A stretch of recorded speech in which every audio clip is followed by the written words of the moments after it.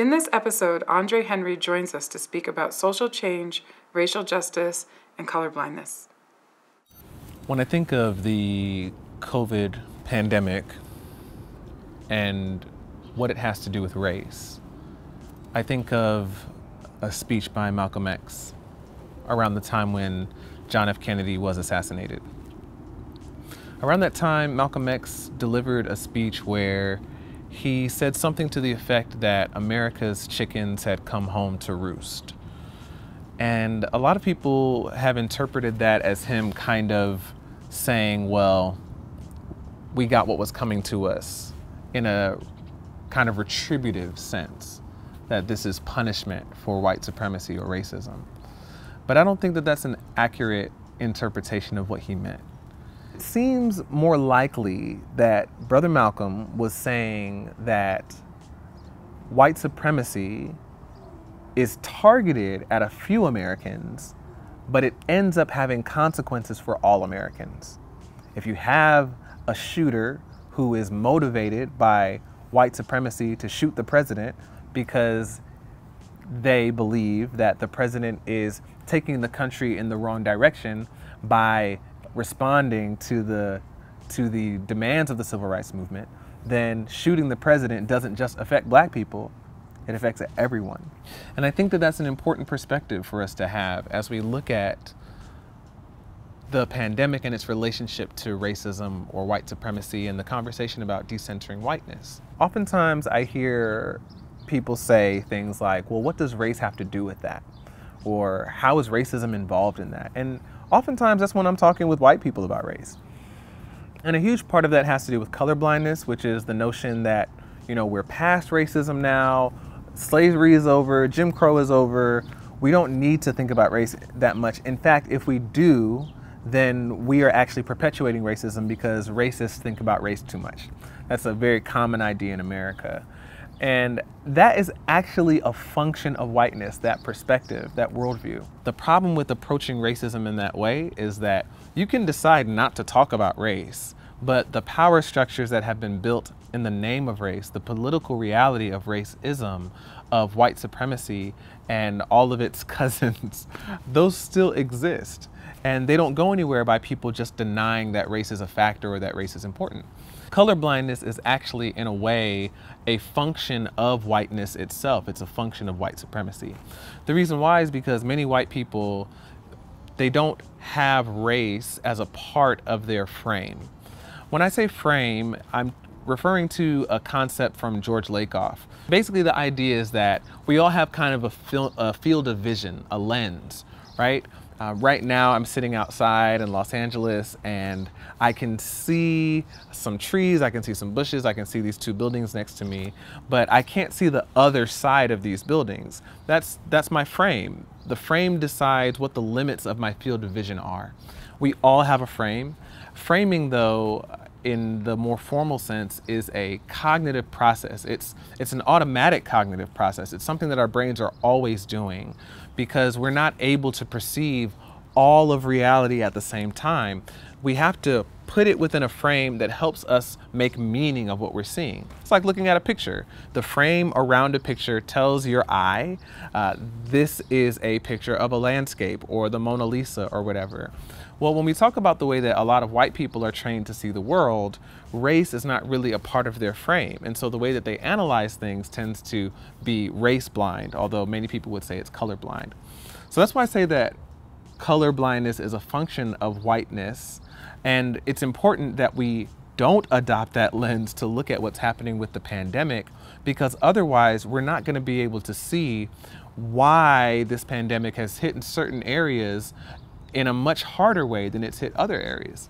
White supremacy is America's pre-existing condition, and there are two ways that this is demonstrated most obviously. The first is in leadership, and the second is in disparities that run along the lines of race.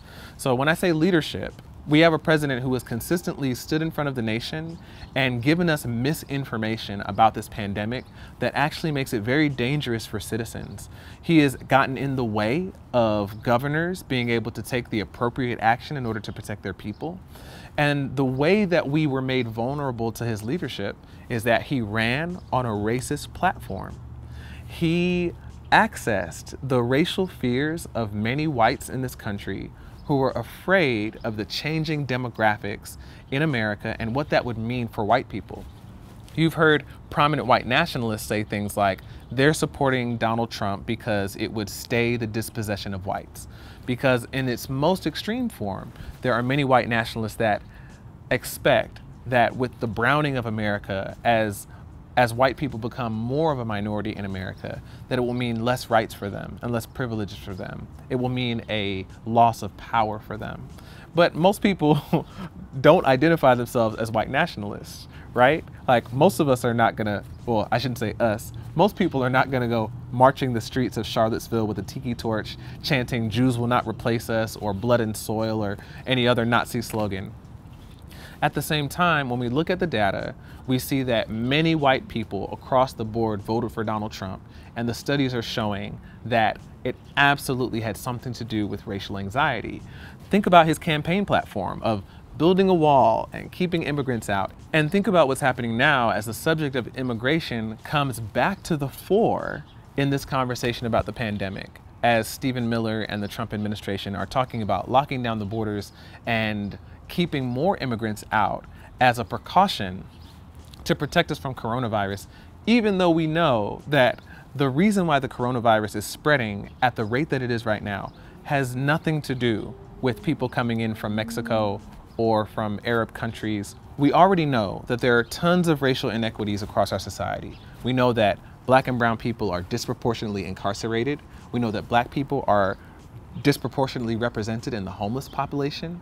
We know that there are discrepancies between Black people and their white counterparts in healthcare.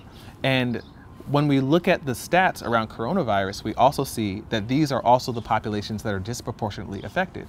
There's also a book called Dying of Whiteness that I would recommend to anyone interested in this subject, because the author makes the case that many of these disparities would not exist without white supremacy and without racism.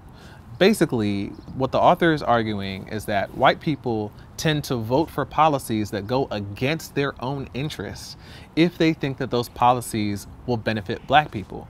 We've seen this historically in policies like affirmative action and welfare, policies that have historically benefited white people more than Black people, but in the American imagination, many whites imagine that Black people are benefiting and actually getting an advantage over white people because of these policies.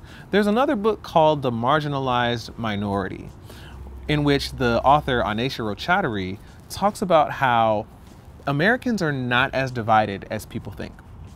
We actually have a lot of agreement on a lot of core issues. The thing that we disagree about is leadership. So to come back to Malcolm X, the thing that he seemed to be saying is that white supremacy moves people to do things that they think will only harm a few, but end up actually affecting everyone. So these structures that we have in America that were built to advantage whites over non-whites are actually making everyone vulnerable, because the virus does not care about your skin color. Even though it's disproportionately affecting Black and brown people, as these Black and brown people are infected, the rest of the population is also at risk with them. It's no coincidence that the former states of the Confederacy are also on track to become global hotbeds of this virus moving forward. And there is no partition, there is no Great Wall separating the former states of the Confederacy from the rest of the country. And so it's very important that we don't adopt that colorblind lens, or that we do away with it, that we don't view this through the lens of whiteness that usually says race is not important here. We need to deal with the primary sickness, with the primary issue. We need to correct these inequities so that if we are hit with something like this, that we are not all in this kind of place again. And the truth of the matter is, there will be more crises, whether it's coronavirus in the future or whether we're talking about global warming.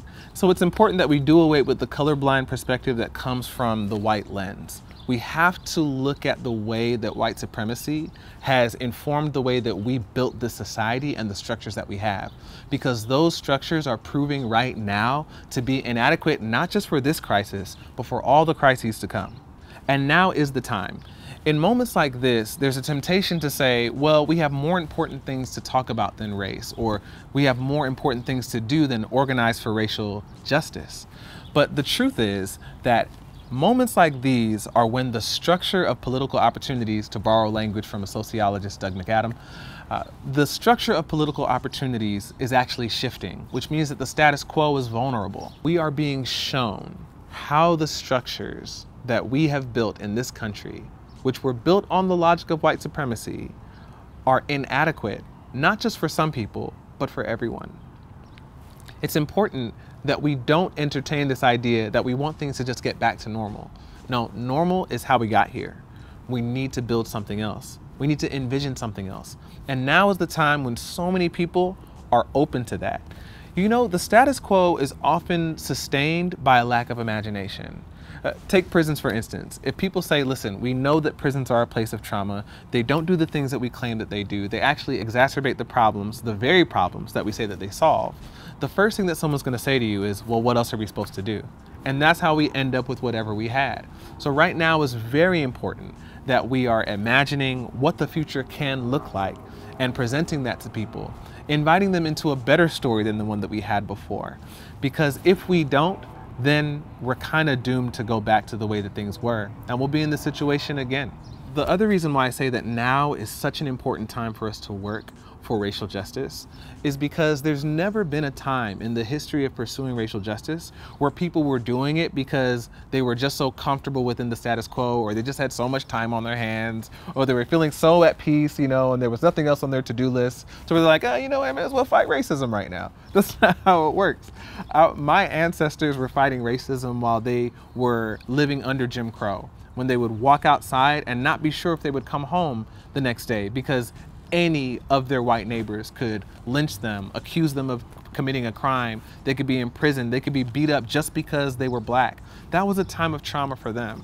And they organized. And now we live in a society where we can at least be together and not have that kind of fear of harassment. And before that, they were enslaved and organizing slave rebellions. It just doesn't work in the sense that like, oh, well, there's nothing else going on, so now let's fight racism. In a racialized society, race can almost always be traced or found at the root of whatever societal problem that we're facing.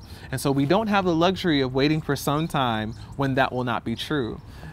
It is always a good time to fight racism. And so we need to do it now.